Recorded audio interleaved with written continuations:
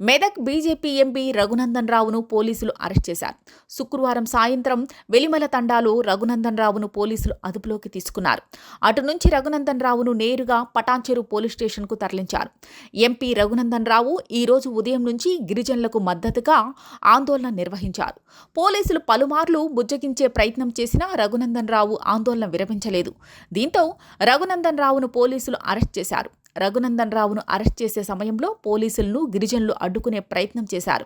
ఈ క్రమంలో పోలీసులకు గిరిజనులకు మధ్య వాగ్వాదం, తోపులాట జరగ్గా ఉద్రిక్త వాతావరణం చోటు చేసుకుంది. కాగా వెలిమల భూ వివాదం గత 10 రోజులుగా కొనసాగుతున్న విషయం తెలిసిందే.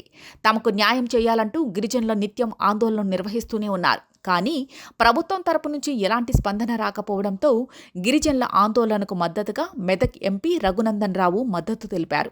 గిరిజనులకు బీజేపీ అండగా నిలుస్తుందని గురువారం జనవరి 16న పార్టీ కార్యాలయంలో ప్రకటించిన రఘునందన్ రావు శుక్రవారం జనవరి 17న ఉదయం పార్టీ శ్రేణులతో కలిసి వెలిమల తండాకు చేరుకున్నారు. గిరిజనులతో కలిసి వెలిమల తండా నుంచి సదరు భూముల వద్దకు ర్యాలీగా చేరుకుని రఘునందన్ రావు ఆందోళన నిర్వహించారు.